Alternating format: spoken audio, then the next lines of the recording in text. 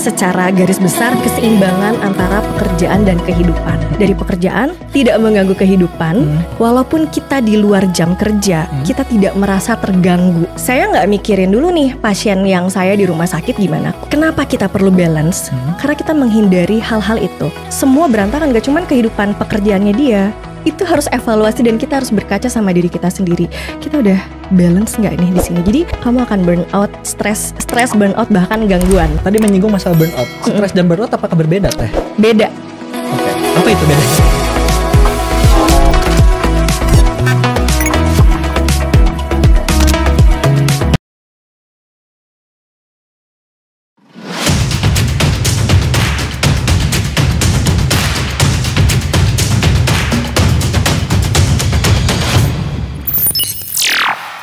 Assalamualaikum warahmatullahi wabarakatuh. Kembali lagi di Ajib ASN Jabar ikut bicara. Kurang kompak Teh. Mari kita ulangi lagi ya. Oke, ASN. Kita ketemu lagi di Ajib ASN Jabar ikut bicara. Spesial banget hari ini kita bakal ngobrol-ngobrol sama salah satu dokter yang tugasnya itu di rumah sakit jiwa. Langsung aja kita kenalan, ada Dokter Bianda untuk memperkenalkan dirinya. Silakan Teh. Terima kasih Kang Pasa. Assalamualaikum Kang Teteh. Saya Dokter Bianda Aditi Patria Jaya, spesialis kedokteran jiwa, Magister Administrasi Rumah Sakit. Saat ini saya bertugas di Rumah Sakit Jiwa Provinsi Jawa Barat. Kebetulan juga sebagai CPNS baru. Barengan sama saya. Dan kita hari ini bakal ngebahas tentang work-life balance untuk ASN. Gimana sih caranya menjaga kesehatan mental dan produktivitas. Apalagi buat teman-teman yang baru bergabung dengan ya sebagai ASN ataupun sebagai CASN yang baru memasuki dunia pekerjaan yang baru nih Teh. Benar banget. Dan untuk pertama nih Teh, sebenarnya kita penasaran juga nih, apa sih itu work-life balance untuk kalangan pekerja? Kira-kira apa sih yang bisa disampaikan terhadap ya work-life balance itu seperti apa gitu? Sebelumnya kita bedah dulu nih ya dari katanya. Memang work itu bekerjanya, betul. Life itu kehidupan, balance itu seimbang. Tapi kita ngelihatnya secara garis besar keseimbangan antara pekerjaan dan kehidupan. Cuman sebenarnya dari definisi tersebut kita nggak bisa nyamain bahwa 50% untuk bekerja, 50% untuk kehidupan, terus seimbang gitu aja. Karena sebenarnya yang dibilang balance itu adalah ketika kita merasa cukup dan kita merasa menikmati pekerjaannya, kita merasa menikmati, merasa nyaman. Kemudian dari kehidupannya juga kita merasa kenyamanan juga gitu. Jadi dari pekerjaan tidak mengganggu kehidupan, dan dari kehidupan juga tidak kepikiran terus pekerjaan. Sebenarnya si balance-nya tuh sesimpel itu dulu gitu. Berarti dengan dinamika dan fleksibilitas itu sebenarnya tantangan apa sih yang biasanya ditemukan oleh kita nih sebagai pekerja atau mungkin kita sebagai pelayan publik untuk menyeimbangkan tentang work-life balance itu sendiri. Ya bahkan banyak banget nih ya anak-anak baru seperti kita nih yang mereka lebih ke mengedepankan pekerjaan tetapi menghiraukan masalah ya kehidupan pribadi kita. Nah sebenarnya tantangannya seperti apa aja sih Teh untuk yang seperti itu? Sebelumnya kita perlu pahami ya bahwa sebelum tadi ya balik ke definisi work-life balance itu nggak mesti yang harus seimbang. Contoh misalnya 24 jam. Nggak mesti bekerja 8 jam. Abis itu sisanya buat istirahat. Sisanya lagi kita buat kehidupan. Nah kehidupan itu dibagi lagi. Kehidupan kita sendiri, me time-nya kita. Abis itu buat keluarga, buat sosial. Itu seperti apa? Sebenarnya nggak sesaklek itu. Dan tidak mesti satu hari itu terpenuhi balance. Bisa seminggu, bisa dalam sebulan, itu yang penting balance. Contoh simpelnya kalau kita kerja nih, kita dari jam 7:30 sampai jam 4 dong. Kalau misalnya kita menerapin balance, abis dari situ udah gak ada waktu nih buat olahraga misalnya gitu. Kita bisa lakukan itu di weekendnya gitu. Itu kan masih dalam balance sepanjang perjalanan dalam seminggu itu. Dan itu gak apa-apa banget. Yang penting adalah kita bisa menyeimbangkan semuanya itu. Jadi gak ada takaran yang harus sama bahwa kerja harus segini jam, kehidupan segini jam. Ketika udah di rumah nih, misalnya, aduh apa sih nih? Dapat kabar apa sih nih? Masa aku masih harus kerja juga? Kan aku kerja sampai jam 4. Di TRK sampai jam 4. Betul. Kenapa aku malam masih harus kerja juga? Nah, artinya itu udah ngerasa nggak balance di situ. Nah, gimana caranya kita bisa ngerasa fulfill? Walaupun kita di luar jam kerja, kita tidak merasa terganggu. Walaupun begitupun di hari libur ya, di hari Sabtu Minggu ada pekerjaan, kita nggak merasa itu terganggu. Dan begitupun ketika kita bekerja, kita nggak merasa terganggu pikiran gimana ya nanti weekend nonton apa ya. Itu berarti nggak beres di situ. Jadi sebenarnya balance itu bukan di waktu-waktu pembagiannya, tapi di mindset kita juga. Kita sudah merasa semuanya seimbang apa enggak sih? Dan memang banyak banget perdebatan juga kan. Jadi ini banyak banget yang bilang, "Ya kamu mah enak," gitu kan. Kerjanya segini, abis itu kan udah nggak ada pekerjaan lagi. Tapi kita nggak bisa samain itu semuanya. Jadi memang semua punya porsi masing-masing. Jadi kalau berbicara work-life balance itu semua tergantung. Tergantung jenis pekerjaannya apa, tergantung diri kita personalnya seperti apa, tergantung support system kita seperti apa. Itu ngaruh banget. Jadinya membuat balance apa enggak. Berarti sebenarnya balance-nya itu bukan berdasarkan waktu yang ada, tetapi bagaimana kita menyamankan diri ini dalam berbagai kondisi. Seperti kita bekerja ya kita nyamankan diri ini ketika bekerja. Kemudian kita ketika istilahnya refreshing nih sama keluarga atau teman-teman ya kita tidak kepikiran pekerjaan kita gitu. Itu namanya mindful, Kang. Pernah dengar mindfulness kan? Jadi ketika kita bekerja ya kita fokus buat bekerja. Saya sekarang di sini kan hitungannya dinas luar dong, saya bekerja. Saya nggak mikirin dulu nih pasien yang saya di rumah sakit gimana. Karena apa? Karena sudah ada tugas dan pengalihan dan sudah ada psikiater lain juga yang membackup tugas saya di sana. Artinya saya jadi mindful di sini gitu kan. Jadi saya berusaha semaksimal mungkin dan ini juga buat kita semua ya. Kita berusaha semaksimal mungkin apa yang kita kerjakan itu fokus pada saat itu. Karena apa? Ketika sudah selesai baru kita bisa menyeimbangkan hal lainnya. Gitu. Jadi kita nggak kepikirannya nggak kecampur-campur. Nah, sebenarnya dinamakan work-life balance tuh seperti itu. Kita nyaman dimanapun pada saat posisi kita berada. Oke, itu jadi intinya work-life balance ya. Nah, sekarang kenapa sih kita harus menyadari itu sedini mungkin? Kenapa? Karena ya bagaimanapun juga kan untuk masalah tersebut kayaknya masih banyak nih orang-orang yang abai. Benar. Kurang peduli dengan kesehatan misalnya mentalnya dia sendiri atau kesehatan fisiknya dia sendiri. Benar gitu. banget. Apa sih kenapa mereka atau kita harus sejak dini menyadari hal tersebut? Karena kalau nggak balance, imbalance ini akhirnya goyang kan. Kalau goyang gimana? Kita jadi nggak fokus buat bekerja. Jadi misalnya sering lupa, sering ke distraksi. Akhirnya nggak maksimal dalam pekerjaan. Karena kita ngerasa nggak ada keseimbangan di sana. Itu kalau dari fungsi pekerjaannya. Dari fungsi dirinya sendiri. Misalnya, kok jadi cepat lupa ya? Kok jadi nggak nyaman ya? Jadi sering cemas ya? Kok aku jadi istilahnya punten ya, senggol bacok ya? Jadi sensitif ya? Itu udah bentuk imbalance. Itu berarti salah satunya mungkin yang terjadi saat ini pemicu anxiety buat seseorang gitu. Betul. Jadi kenapa kita perlu balance? Karena kita menghindari hal-hal itu. Kalau kita udah nggak balance nih, artinya kehidupan kita terganggu, termasuk pekerjaan terganggu juga. Jadi kita nggak produktif dong. Sibuk itu beda sama produktif ya. Kita misalnya sibuk dari 7:30 sampai jam 4. Produktif apa nggak? Belum tentu. Belum tentu. Nah, yang diciptakan adalah sebalance itu kita bisa produktif, abis itu di luar jam itu kita bisa tetap menyeimbangkan waktu kehidupan buat kita dan buat keluarga dan kehidupan sosial. Tapi ini ada include-nya nih.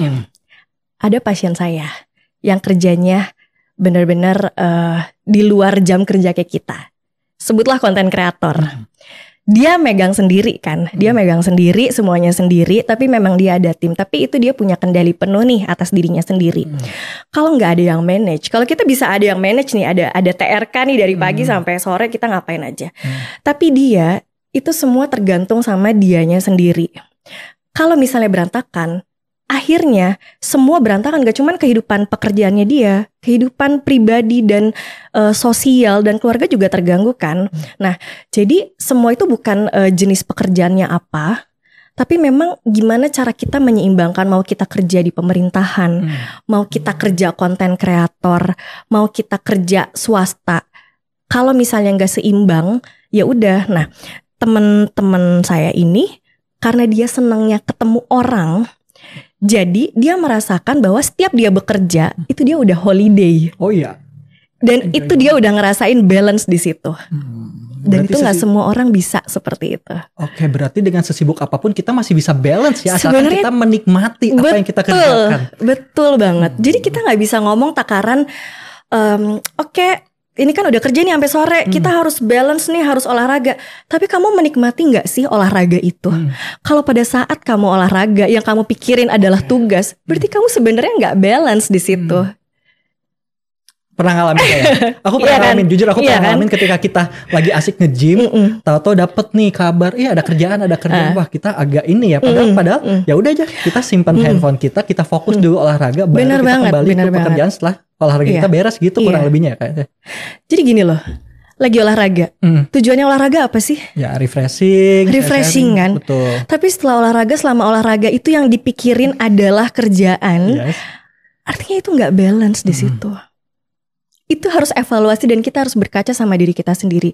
Kita udah balance nggak nih di sini? Jadi kalau aku sih lebih percayanya nggak work life balance ya, tapi work life in harmony. Work life integrationnya gimana? Jadi kita mengintegrasikan semuanya itu dalam satu waktu. Kayak misalnya aku kerja, dari pagi sampai sore. Tapi pada dasarnya seneng ketemu pasien, ngelihat pasien aja nih, misalnya ngelihat pasien pada saat kontrol, terus dokter kemarin kan saya yang di ruangan dok, terus dia udah berfungsi bagus banget, ini kan pasien jiwa nih, ngomongin pasien jiwa nih, berfungsi bagus banget, itu kan seneng banget ya. Itu aja udah bentuk hal yang benar-benar wow, priceless ya, menyenangkan banget ya. Dan artinya apa? Aku bisa enjoy dalam menjalani itu. Jadi ketika kita udah seneng, ya akhirnya kita nyaman, dan kenyamanan itu udah balance. Ya gitu. Berarti balik lagi dengan kenyamanan itu adalah kita yang buat ya Teh ya. Iya. Meskipun waktu tidak mindset kan. Ya, waktu itu tidak mungkin mengikuti kita, tetapi kita lah yang harus beradaptasi dengan waktu itu. Betul. Proses adaptasi itu yang akhirnya sekalian nih ya. Kita sebagai CASN baru nih.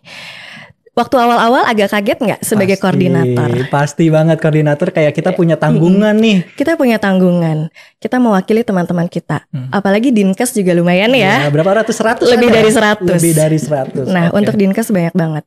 Dengan 1 atau 2 kepala aja itu bisa ada perbedaan.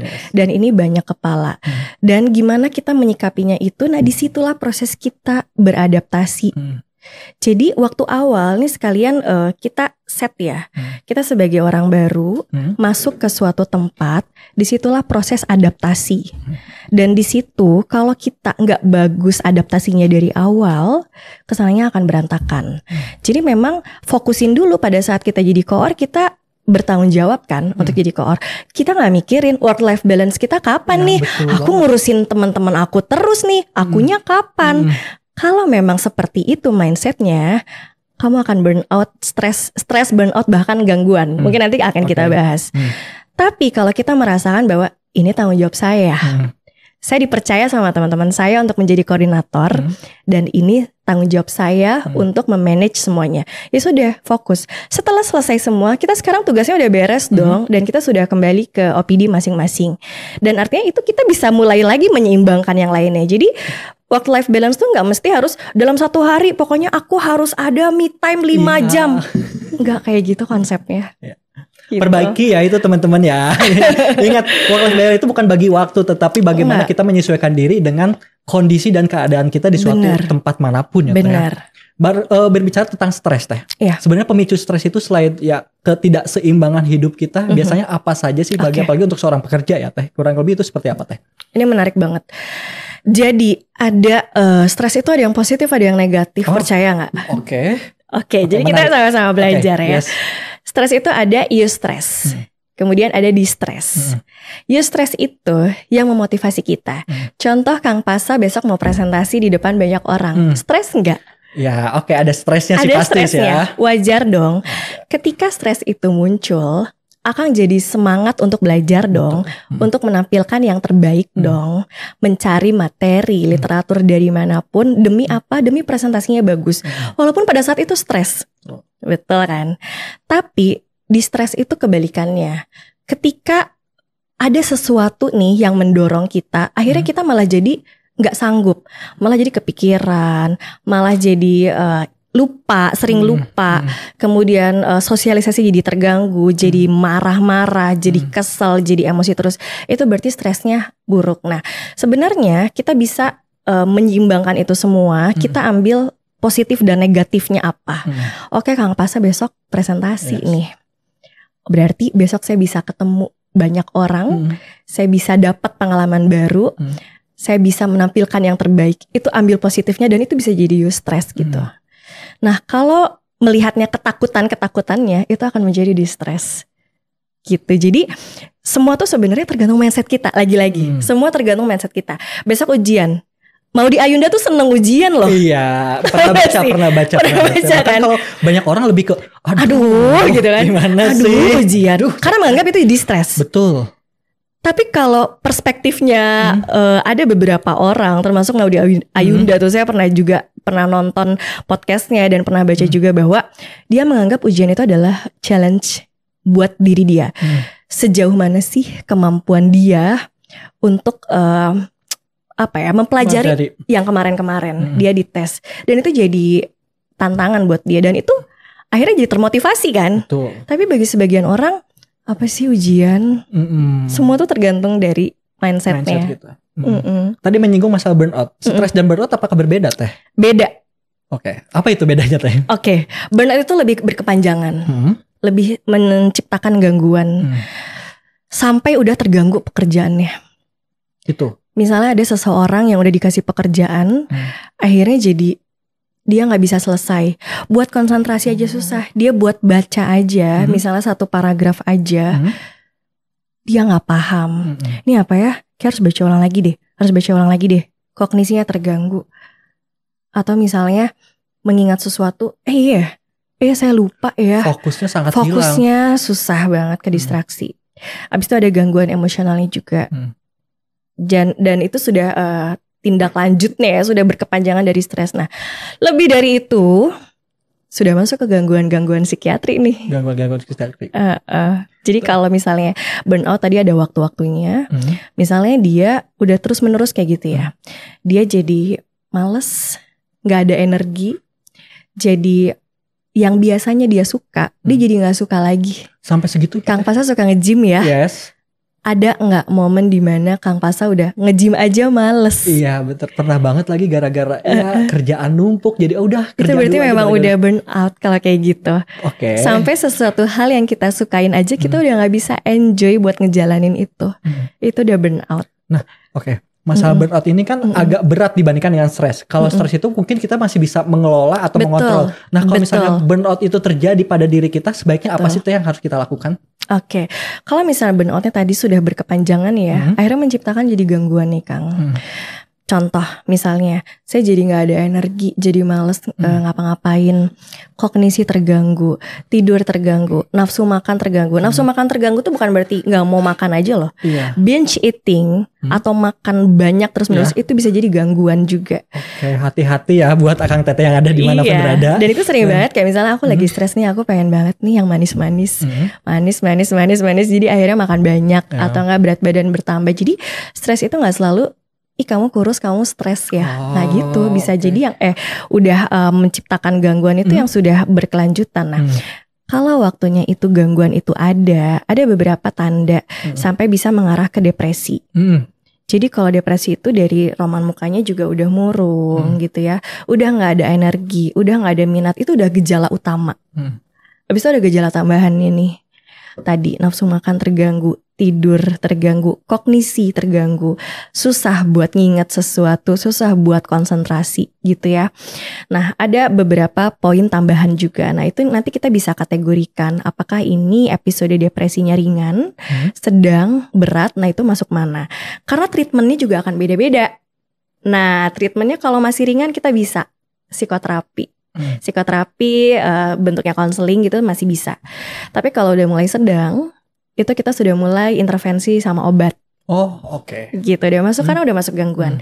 Dan kejadian itu udah berturut-turut selama minimal 2 minggu ya. Jadi gak cuma sekali 2 kali. Aku stres gak mau makan, kalau cuma sehari enggak dong ya gitu. Nah kemudian kalau misalnya udah berat, bahkan muncul halusinasi, tentunya ada obat tambahan untuk halusinasinya juga. apalagi sudah sampai misalnya mencapai keinginan untuk menyakiti diri. Nah itu udah gangguannya udah beda. Jadi penanganan tiap kondisi itu berbeda, tergantung dari seberat apa. Dan gangguannya juga macam-macam nanti. Apakah jadi gangguan cemas, itu yang juga paling sering dari burnout. Jadi nggak jelas sampai di mana beberapa bulan stresornya udah lewat nih. Kang Pasa tadi ceritanya udah presentasi, tapi masih aja stres. Bawaannya masih ada. Bawaannya masih stres banget dan masih cemas banget, nggak berhenti sampai terganggu buat kerja. Itu berarti sudah gangguan juga. Dan itu bisa masuk misalnya gangguan cemas. Ada gejala-gejala fisiknya juga muncul. Jadi tumpang tindih semuanya. Ya, oke. Berarti untuk apabila seseorang nih mengalami stres, burnout atau gangguan psikiatri itu sebaiknya apa sih yang dia lakukan? Konsultasi langsung kah? Atau kebanyakan Gen Z sama sekarang tuh kayak mereka nyari info di ChatGPT, entah itu pakai Gemini, entah pakai Google, terus self-diagnosis. Terus gimana sih sebaiknya dari seorang dokter untuk ya teman-teman kita apabila mengalami hal-hal tersebut teh? Oke. Arahan terbaik dari seorang dokter, silahkan teh. Oke, yang pertama ya Kang ya, kita harus sadar diri. Sebelum kita jauh ke konsultasi nih, kita dari kitanya sendiri dulu nih. Kita merasa ada yang nggak beres nggak? Pasti kita akan dapat alarm-alarm itu. Contoh yang tadi, kok kerjaannya kayak nggak selesai-selesai ya? Padahal aku di depan laptop terus nih. Kok kayaknya fokusnya susah ya? Terus kok kayaknya aku cepat tersinggung ya? Dan itu harus aware sama diri sendiri. Ada yang berubah gak ya dari diri ini? Nah, kalau memang minimal nih udah sampai tahapan itu, kita bisa melakukan bahwa aku perlu me time nih. Kayak kehidupan pribadi aku atau sosial, life-nya aku nih gak balance nih. Di situ evaluasi dulu. Mungkin aku kebanyakan fokus di kehidupan pekerjaan sampai aku lupa menikmati untuk diri sendiri. Nah, menikmati diri itu nggak mesti yang party atau gimana, nggak mesti yang harus jalan-jalan ke mall, nonton bioskop, enggak. Dengan misalnya aku mau rebahan, bentar gitu misalnya. Sesimpel itu. Aku mau istirahat, bentar. Aku istirahat sambil aku mau dengerin lagu. Aku mau tiduran bentar, Atau aku mau nonton podcast BKD, gitu. Kan bentuk me time ya. Kenapa kita harus ngenalin diri kita sendiri? Karena jadi kita tahu saat kita nggak nyaman, itu kita me time lah, itu harus ada. Jadi me time itu bukan egois. Saya sering banget juga nih, ini sekalian jadi secara personal ya. Saya seorang ibu, saya seorang istri, saya seorang CPNS, dan saya juga punya pekerjaan di tempat praktek juga. Saya punya komunitas juga. Kebetulan saya lagi kuliah lagi juga gitu ya, ngambil lagi S2. Banget ya, Teteh ya. Nah, kalau orang liatnya ngapain sih? Mending jadi ibu aja yang bener. Ada aja yang kayak gitu, pastikan. Ya. Karena ngelihatnya nggak balance, ini nggak mungkin nih semuanya terjadi. Nah, tapi itu bisa kita ciptakan semuanya apa? Karena kita, yang paling penting juga kita punya support system yang bagus. Keluarga. Kita nggak usah ngomongin balance yang gimana-gimana. Oke, kamu udah punya me time, kamu udah punya pekerjaan, tapi nggak ada support system. Stresor itu akan datang dan itu susah buat dihadapin gitu. Jadi support system tuh nggak mesti keluarga. Bahkan ada justru beberapa pasien saya yang keluarganya justru jadi trigger. Dia nggak nyaman sama keluarganya. Akhirnya dia nyamannya sama siapa? Sama pasangannya, sama sahabatnya, sama komunitasnya. Dan itu it's okay. Yang penting dia nggak ngerasa sendirian. Itu dulu. Yang penting punya itu. Nah, ketika kehidupan sosialnya sudah ada nih, dan jadi tidak seluruhnya nih waktu itu dihabiskan untuk kehidupan pekerjaan. Itu pasti siapapun akan burn out gitu loh. Kecuali memang dia menikmati pekerjaan itu, balik lagi. Tapi kalau tidak, kebalansan itu harus ada. Nah, kalau ternyata udah me time, udah ngobrol sama keluarga, ngobrol sama orang yang dipercaya, tapi masih stres, bangun tidur masih nggak nutup juga nih rasa stresnya, dan itu sudah berlangsung beberapa lama, artinya udah masuk burnout nih. Nah, ada tadi lagi kategorinya, misalnya udah masuk gejala kriteria utama dan tambahan dari episode, bentuk episode depresi, itu sudah tanda untuk penanganan profesional juga. Nah, tapi sebenarnya ya, dari sebelum kita ke sana, dari awal kita nggak nyaman, itu kita udah bisa konsul loh.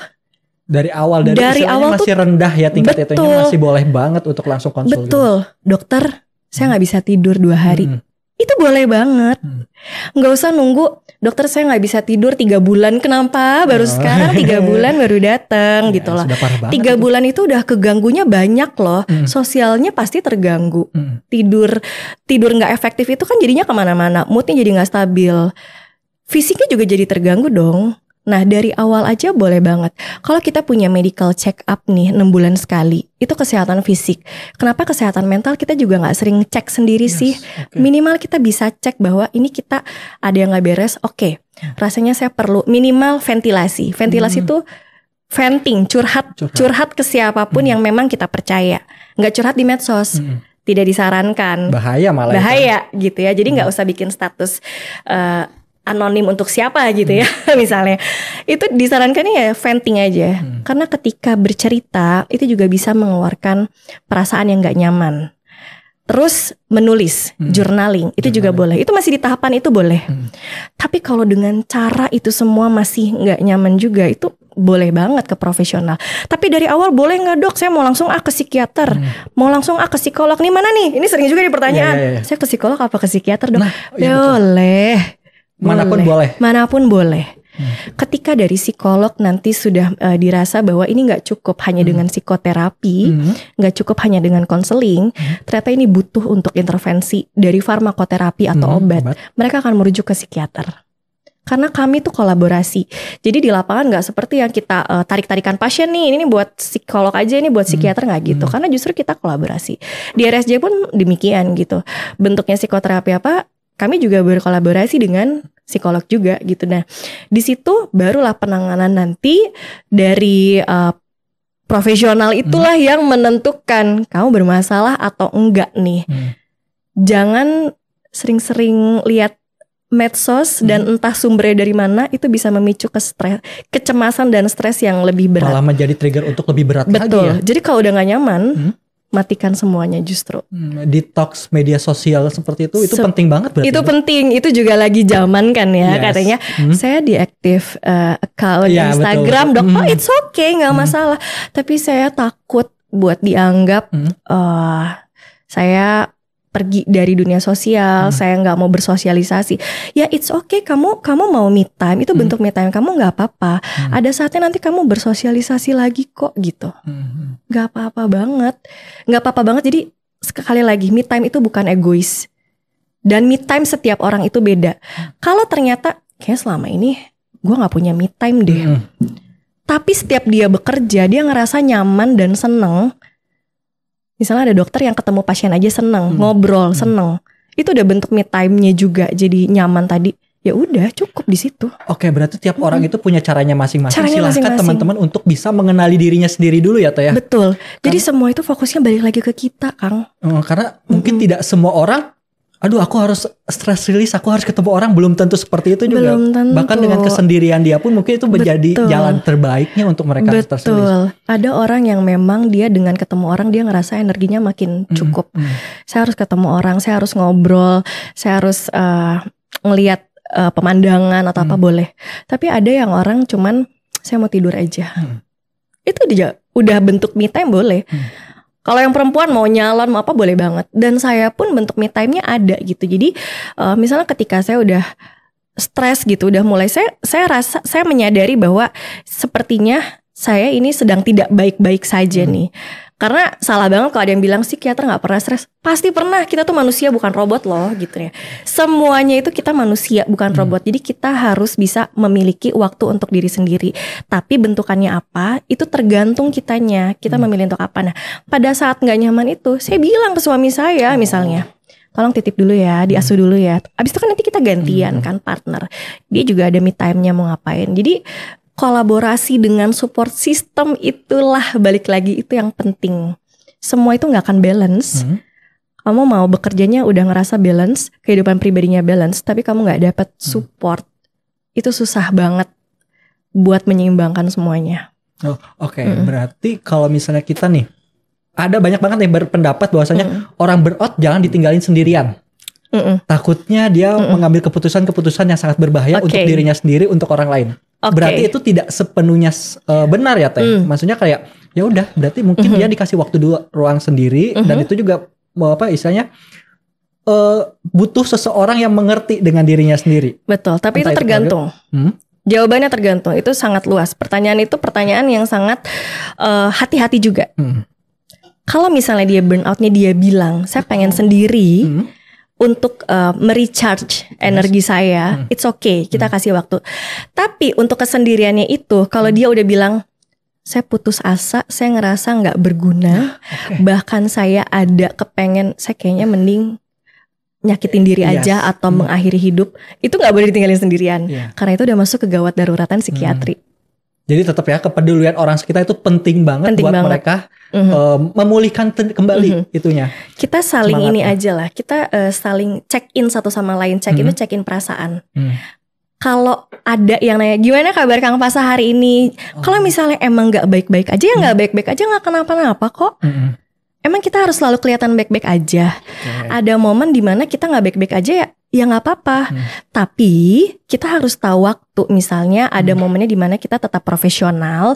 Di selebihnya kita bisa menyatakan bahwa saya rasanya lagi kurang baik. Saya butuh waktu dulu untuk recharge nih. Entah itu ya nanti bentuknya relaksasi atau apa. Habis itu baru join lagi nih, kembali lagi. Tapi kalau misalnya semuanya, nah ini yang boundaries inilah yang akhirnya juga penting gitu loh. Kita harus bisa menetapkan batasan. Ini jadi fenomena loh buat Gen Z. Sampai akhirnya mereka banyak yang resign karena ngerasa ini bukan job desk gue. Tapi bukan berarti work life balance itu mangkir dari tanggung jawab ya. Ya ini sebagai ini ya pesan khusus kepada Akang Teteh yang dimanapun berada, jangan sampai diagnosis seperti ini bikin kita tidak produktif ya Teh ya. Bukan berarti setelah nonton ini kita gue nggak ada me time kali apa sih gitu kan. Sebenarnya memang semua itu ya kita gini loh, kehidupan gimana caranya kehidupan kita ini kan ASN ini wajib lah ya kita bekerja, kita wajib kepada masyarakat juga. Betul, ini kan kita pelayanan ya. Nah, gimana caranya kenyamanan kita di kehidupan pribadi, akhirnya kita bisa meningkatkan produktivitas kerja kita. Betul. Kan goalsnya itu work life balance tuh. Kamu mau healing ke Bali kemana? Kalau misalnya abis itu besok kerja kamu malah jadi males, kamu nggak balance di situ, nggak guna healing kamu kemarin gitu loh. Gagal healing itu kita Gagal healing. Justru ketika abis liburan, akhirnya jadi semangat lagi nih buat kerja. Aku udah recharge, aku udah ceritanya udah full nih diri aku. Akhirnya aku bisa memberikan pelayanan lagi. Ibarat gimana kita bisa ngasih sesuatu ke orang. Saya bisa ngasih ke Kang Pasa uang 100.000 kalau saya punya 100.000. Kalau 100.000 aja saya nggak punya, apa yang mau saya kasih? Nah, gimana caranya saya biar punya 100.000? Ya saya menabung itu kan. Nah, itu juga yang saya terapkan juga ke pasien. Gimana misalnya saya bisa edukasi ke pasien, saya bisa memeriksa pasien. Kalau sayanya sedang bermasalah, artinya pesan itu nggak akan nyampe juga.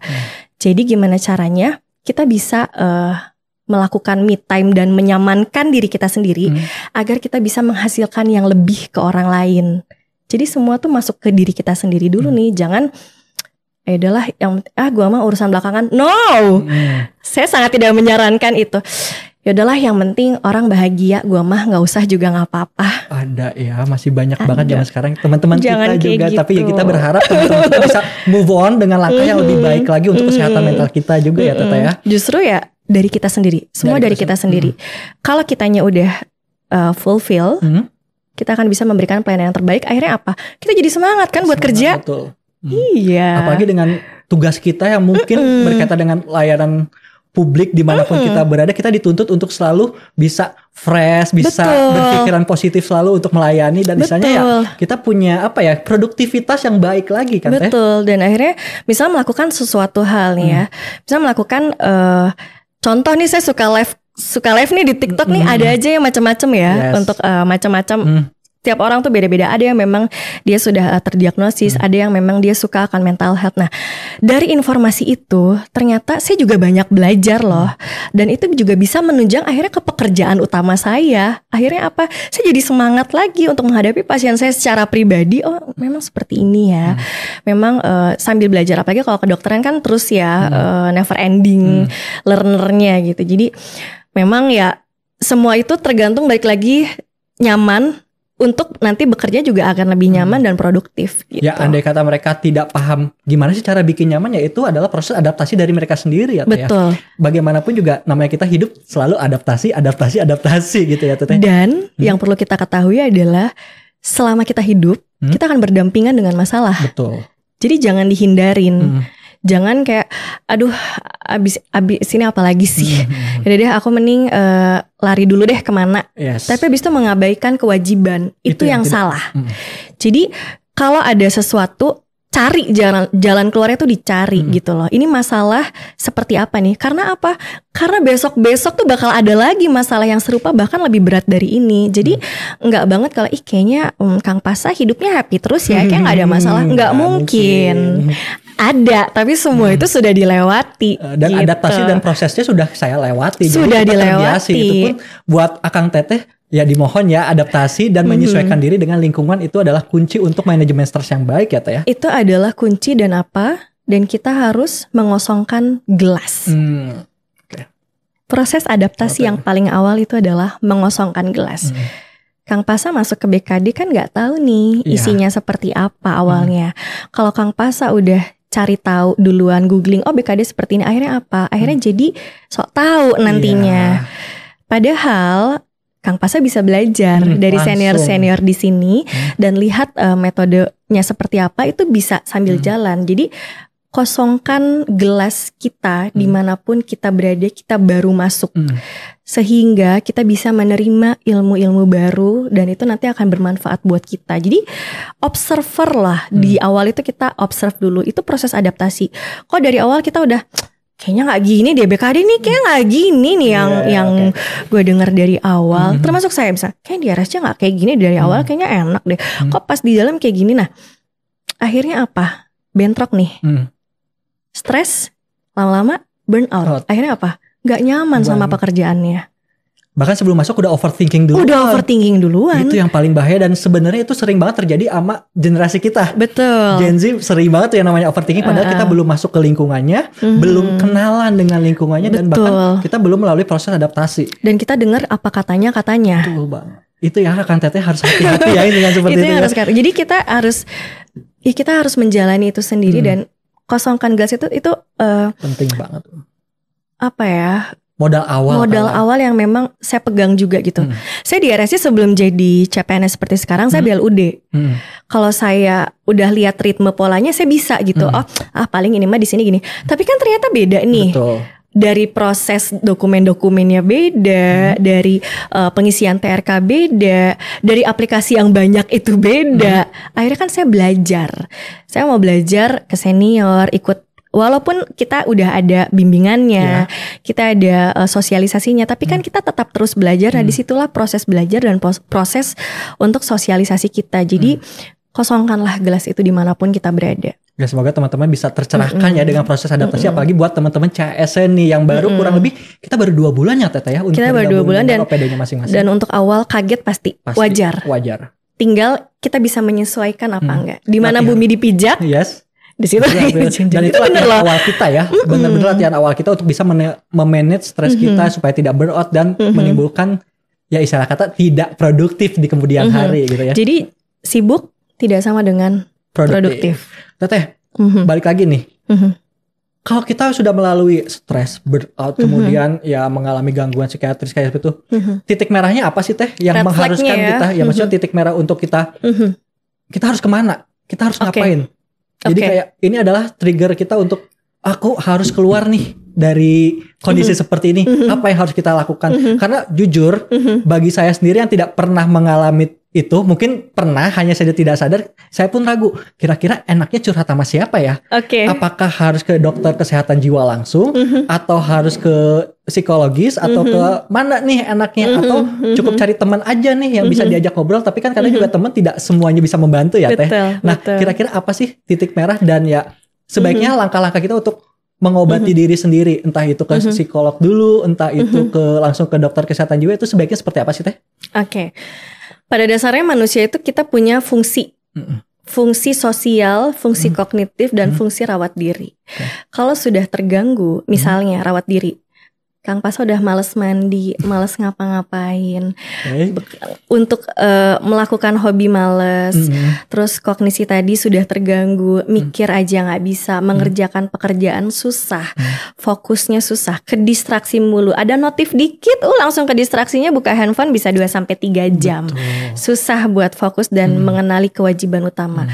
Fungsi sosial, Kang Pasa jadi males, yuk nongkrong yuk ngafe yuk, males pengen sendirian aja kayak gitu terus misalnya, itu sudah terganggu dan ya itu udah bentuk red flag juga gitu. Jadi kalau mau langsung ke psikiater atau ke psikolog untuk profesional itu sangat disarankan. Jadi nanti mereka lah yang berhak untuk mendiagnosis. Dan sebelumnya kalau cara-cara yang di awal tadi misalnya udah relaksasi, nah relaksasi ini sekalian ya relaksasi yang bisa dilakukan kapanpun, dimanapun. Contohnya seperti ada teknik 4-7-8. Apa tuh? Mungkin bisa langsung dicontohkan. Kita langsung contohin bareng. Boleh ya. banget. Ayo. Tarik napas selama 4 detik. Kita tarik, tahan 7 detik, lalu dihembuskan 8 detik. Dan itu diulangi berkali-kali. Minimal 3-4 kali dulu untuk yang pertama. Jadi tarik napas 4 detik, tahan, kemudian hembuskan pelan-pelan. Oke. Minimal sampai 4 kali dulu nih yang pertama. Itu nanti mulai terlatih nafas kita. Jadi kalau ada yang bilang lagi tegang, ya tarik napas. Itu benar, tapi tekniknya kayak gimana gitu loh. Nah, ketika kita sudah sering melakukan relaksasi itu nanti kita akan terbiasa. Pola nafas kita akan lebih teratur. Ketika ada kecemasan datang, kita bisa lebih rileks dibandingkan sebelumnya pada saat kita belum latihan sama sekali. Dan itu bisa dilakukan kapanpun. Kalau saya punya sesi khusus dari bangun tidur sama sebelum tidur. Kalau orang Sunda tuh kan ada ya istilahnya lulungu gitu ya. Pernah dengar gak sih lulungu? Pasti pernah ya. Pernah ya. Okay. Jadi baru bangun tidur tuh lulungu dulu ya, misal lulungu. Karena kalau dari bangun tidur langsung jrek gitu ya, langsung jreng jalan kemana, pusing atau kaget atau jadi deg-degan, jadi nggak nyaman, dan itu bisa merusak mood seharian tuh bisa aja. Nah, lulungu tuh diem dulu. Saya udah bangun tuh diem dulu dan nggak langsung ngecek handphone. Pasti bangun tidur apa yang dilakukan? Handphone dulu. Kita lihat dulu ada notif atau enggak, baca notif, bangunnya lama lagi ya. Nah, bangun tidur. Jadi bangun dulu, abis itu duduk. Terus sambil lakukan relaksasi yang teknik 4-7-8 tadi. 4-7-8. Terus menerus gitu sambil afirmasi. Pernah dengar gak afirmasi? Yes, pernah. Saya percaya banget Allah sesuai prasangka hambanya. Ketika kita berpikir yang baik-baik, hal baik itulah yang akan datang kepada kita. Jadi kalau kita ngerasa bahwa aku mah bodoh, aku mah males, ya udah itu yang akan terjadi terus sepanjang hidup kalian. Jadi afirmasilah yang baik dan kita self talk. Kita ngomong sama diri kita sendiri bahwa alhamdulillah ya Allah, terima kasih sudah diberikan tidur yang sangat nyenyak ini ya. Rasa syukur kita akan. Rasa syukur itu saya ucapin. Alhamdulillah, makasih ya Allah. Yang gak selalu sekaku itu sih. Kalau saya ngomongnya alhamdulillah makasih ya Allah, yang pun tidurnya enak banget. Yes. Itu udah bentuk ini loh, rasa syukur. Semakin kita bersyukur kan kita bakal dikasih yang lebih lagi ya. Dan saya juga percaya itu. Nah setelah itu afirmasi bahwa saya bisa, saya mampu, saya lancar untuk menyelesaikan tugas-tugas saya hari ini. Karena semakin kita berbicara yang baik itu akan masuk ke alam bawah sadar. Dan ini juga jadi nyambung nih. Karena kan saya pernah nih ikut pelatihan hipnoterapi juga. Jadi ternyata omongan yang sering kita ucapkan itu memang masuk ke alam bawah sadar gitu loh. Jadi sewaktu-waktu itu bisa ngebantu kita juga seperti apa diri kita. Nah setelah dari situ dipikirin hari ini kita mau ngapain ya. Hari ini saya mau ngapain, hari ini saya mau ya seperti biasa gitu ya. Misalnya ke RSJ, periksa pasien, terus nanti pulangnya malamnya ada praktek. Atau misalnya ada ngajar, kebetulan jadi perseptor koas juga gitu ya. Itu semua harus direncanakan. Akan lebih baik direncanakan sebelum tidur dari malamnya juga. Karena apa? Yang sering bikin kita stres dan burn out entah apa, karena kayak kebanyakan di kepala, tapi kita nggak tahu mau ngerjain apa. Saking banyaknya kerjaan. Ceritanya kayak tidak terorganize gitu. Nggak terorganize, kayak pusing banget, stres banget, tapi nggak tahu mau ngapain. Yes, itu. itulah gunanya kita harus mencatat dan memikirkan kita mau ngapain. Jadi kita punya arah. Kalau kita punya arah dan punya goals, kita jadi semangat. Goalsnya saya hari ini apa ya? Hari ini saya mau goals nonton drakor 1 episode, itu udah bentuk reward loh. Tapi saya bisa menyelesaikan si drakor ini kalau kewajiban saya sudah selesai. Yes. Tetap produktivitas yang utama. Produktivitas utama. Akhirnya apa? Ketika saya semangat nih buat nonton drakor, saya kan jadi semangat kerja. Saya harus semangat kerja, saya harus beresin ini, dan saya nggak mau bawa pulang tugas ini ke rumah. Karena biar saya selesai di sini, agar di rumah saya bisa lebih me time. Jadi semuanya itu nyambung. Kita bisa produktif di sini, tapi pekerjaan juga selesai gitu loh, tanpa mengabaikan dan meninggalkan kewajiban gitu. Nah, setelah dari situ sewaktu-waktu nih dalam perjalanan hari itu kita ada ketegangan. Tapi karena sering melatih diri untuk relaksasi, itu akan lebih rileks. Akan menjadi pribadi yang lebih tenang. Karena kebiasaan dan karena sudah terbiasa. Adaptasi yang dilakukan oleh tubuh ini. Betul. Jadi kalau misalnya cuman, kok saya nggak tenang-tenang, ya kamu kalau cuman nyobanya sekali 2 kali ya nggak akan berhasil. Belum terbiasa. Semua itu harus dilatih. That's why obat-obatan psikiatri itu tidak selalu dirancang untuk seumur hidup, tergantung diagnosisnya. Contoh misalnya bipolar, skizofrenia, kita memang butuh pengobatan jangka panjang. Tapi kalau untuk yang gangguan neurotik, cemas, depresi, itu bisa akan lebih bagus lagi gold standarnya dengan psikoterapi. Obat di awal itu untuk menyeimbangkan neurotransmitternya atau zat kimia di otak, untuk menjembatani kerusakan dan gangguan itu. Misalnya kan nggak bisa ngapa-ngapain nih, dibantu dulu nih sama obat. Yes. Tapi untuk skillnya ke depannya, habitnya ke depannya, semua tergantung dari diri kita sendiri. Tetap harus dirubah dari diri sendiri, bukan dari obat atau orang lain. Betul, sebenarnya. Obat itu oke, tapi nggak celing abis itu kamu langsung jadi Steve Jobs deh cara mendadak kerjanya. Magic gitu ya, Enggak langsung dong. berubah gitu. Karena semua mungkin. itu bentuknya habit. Nah, untuk menciptakan habit itulah yang nggak gampang. Kalau gampang semua orang bisa sukses dong. Ya.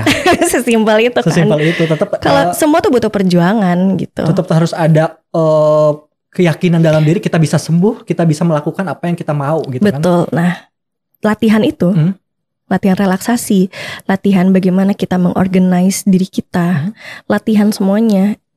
Jadi ketika ada stresor yang datang bertubi-tubi, tubuh kita sudah siap, diri kita sudah siap. Sudah terbiasa, sudah beradaptasi dengan tekanan-tekanan beradaptasi itu. Betul. Karena ada saatnya ketika obat diturunkan, yang memegang peranan penting itu kan skill kita. Kemampuan diri kita sendiri ya. Gitu. Ya kurang lebih seperti itu ya dok. Ya mungkin, dokter juga sering banget berbagi tips dan cara-cara untuk mengontrol manajemen stres, kemudian untuk mengontrol pikiran agar bisa lebih baik lagi. Bisa banget nih Akang Teteh yang mau main nih di akun TikToknya. Ada boleh banget. Cari aja Bianda SPKJ. Bianda SPKJ udah banyak banget, jadi gampang banget nih nanti kalau teman-teman mau nyari di TikTok itu. Terima kasih banyak Kak Teteh untuk informasinya. Juga. Semoga bisa bermanfaat buat teman-teman yang ada di sini ya. Dan yang pastinya buat teman-teman jangan lupa untuk selalu nih menjaga kesehatan fisik, kesehatan mental dan produktivitas untuk kebaikan kita semua, dan tentunya bisa memberikan pelayanan yang prima untuk warga-wargi Jawa Barat. Betul banget. Nah, kira-kira Teteh ada nggak sih pesan khusus kepada Akang Teteh yang lagi nonton podcast ini? Silahkan Teh. Oke, terkait dengan work-life balance, tiap orang itu akan berbeda. Jadi nggak mesti yang harus pembagiannya rata setiap jam untuk kehidupan pribadi, pekerjaannya seperti apa, tapi gimana caranya kita mengintegrasikan semuanya dan menyeimbangkan, dan tentu kita bisa nyaman menjalankan kehidupan kita dan pekerjaan kita. Dan kalau memang udah ada tanda-tanda red flag seperti yang tadi sudah disampaikan, seperti ada emosinya sudah mulai terganggu, kemudian kognisi sudah mulai terganggu, dari produktivitas kerja juga menurun, itu boleh banget kok untuk konsul langsung ke profesional. Nah benar banget ya, jadi jangan, buat Akang Teteh yang ada dimanapun berada, jangan takut untuk konsul apabila sudah merasakan hal-hal yang tidak baik dalam badan. Jangan sampai semakin berat ya. Jangan sampai semakin parah akan semakin sulit mengobatinya. Betul. Dan yang pasti jangan pernah lupa untuk selalu menjaga kestabilan kesehatan secara fisik, mental, dan tentunya produktivitas agar pelayanan kepada warga-wargi Jawa Barat semakin prima. Betul sekali. Ya, untuk Akang Teteh di rumah jangan lupa untuk like, comment, subscribe, dan follow semua media sosial BKD dan RS Prof Jabar. nyalakan nih loncengnya supaya tidak terlewat konten-konten menarik dari BKD Provinsi Jawa Barat. Mohon maaf ya apabila ada salah-salah kata ya Teteh. Sama-sama, terima kasih banyak undangannya. Semoga bisa dilakukan semoga cara-cara ya tersebut. Pokoknya buat teman-teman yang mengalami kebingungan dengan emosional diri, bisa tuh dicek langsung di TikToknya Teh Bianda. Apa namanya Teh? Bianda SPKJ aja, Bianda SPKJ cari aja silahkan. Itu banyak banget dimulai dari tiga tips mengatasi 3 cara singkat. 3 cara singkat. Itu memang sengaja saya buat karena kan masih susah ya kita mencapai masyarakat dari bentuk edukasi psikiater itu. Jadi gimana caranya saya biar bisa menjangkau semuanya dan mereka mendapatkan informasi kesehatan jiwa itu secara mudah gitu. Ya, 3 tips banyak banget pilihannya. Silahkan kalian cek videonya Teh Bianda di TikTok. Dan akhir kata Pasa pamit, Bianda pamit juga. Dan sampai ketemu lagi di informasi selanjutnya hanya di Ajib ASN Jabar Ikut Bicara.